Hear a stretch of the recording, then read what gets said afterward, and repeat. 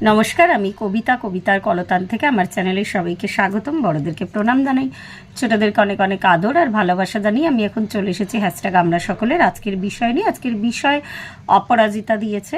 অপরাজিতাকে অনেক ধন্যবাদ বিষয় দেওয়ার জন্য। অপরাজিতা সাহা ওর নাম।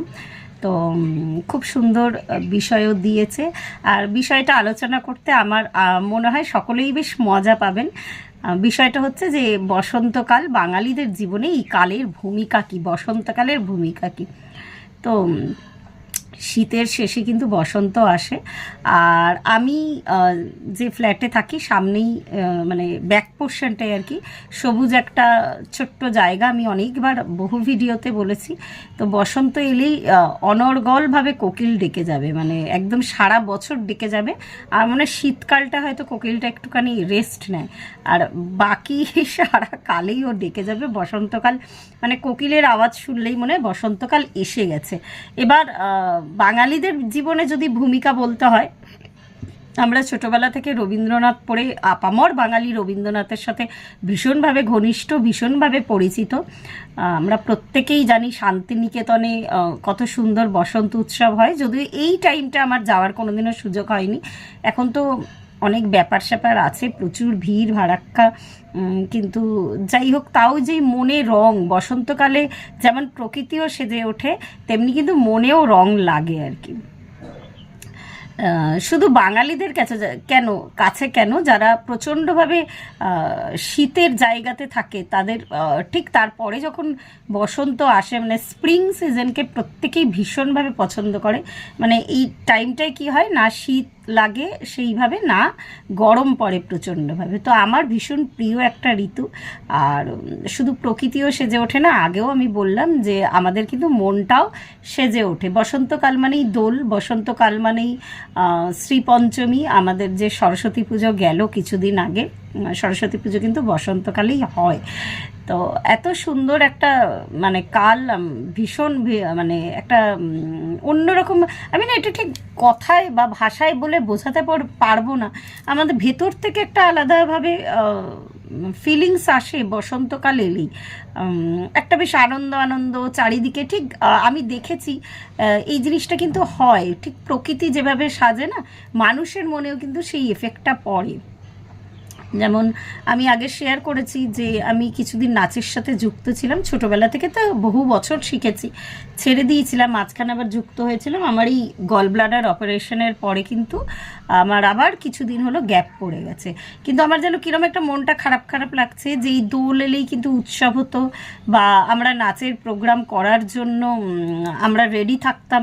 তো এই বছর কিছু নেই, আমার সত্যি ভীষণ খারাপ লাগছে।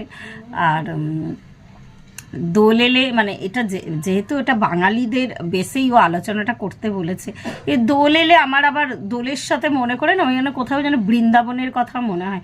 আমি বৃন্দাবনেও কোনোদিন দোল উৎসবের সময় কোথাও যাইনি, আমি বাড়িতেই আর কি থাকি দোল উৎসবের সময়। তো বিভৎস ভিড় হয় বৃন্দাবনেও, কিন্তু কোথাও যেন সেই আনন্দটা, সেই ফিলিংসটা যেন ভেতর থেকে হয়। আগে হতো না যদিও, কিন্তু ছোটোবেলা থেকে দোল খেলতে ভীষণ ভালোবাসতাম। মানে আমি এইটুকু বলতে পারি, রং মাখতে, রং মাখাতে,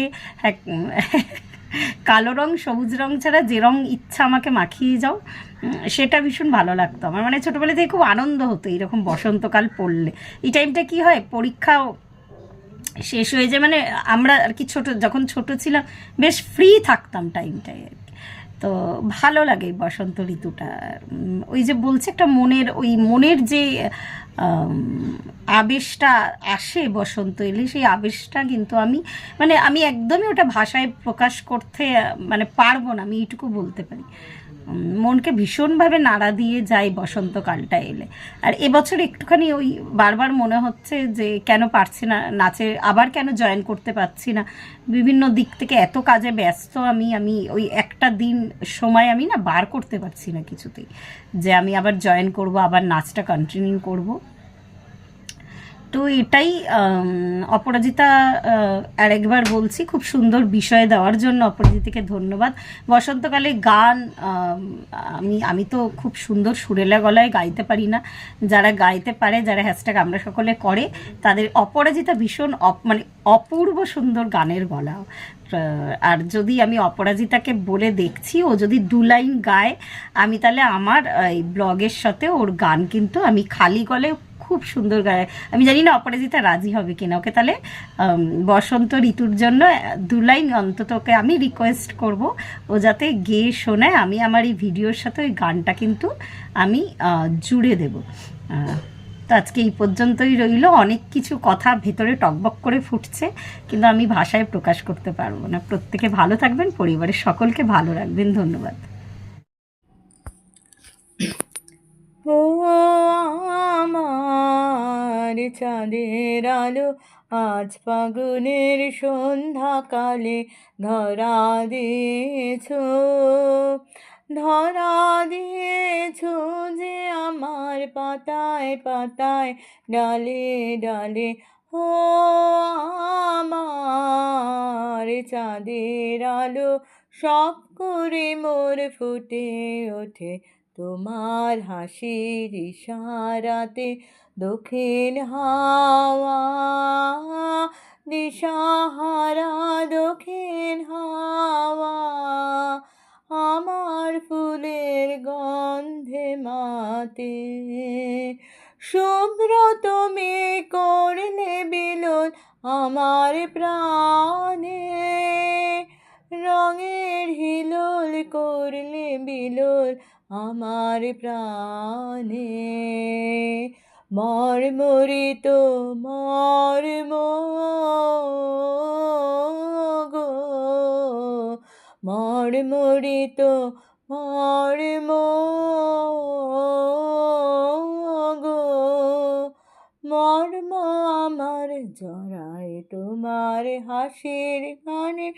ও আমার চাঁদের আলো, ওরে গৃহবাসী খোলদার খোল, লাগলো যে দোল সলে জলে বন তলে, লাগলো যে দোল, দ্বার খোল দ্বার খোল। ওরে গৃহবাসী খোল দ্বার খোল, লাগলো যে দোল সলে জলে বন তলে, লাগলো যে দোল, দ্বার খোল দ্বার খোল।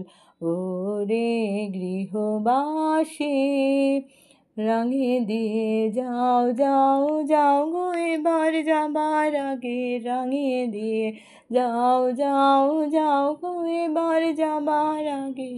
ও আমার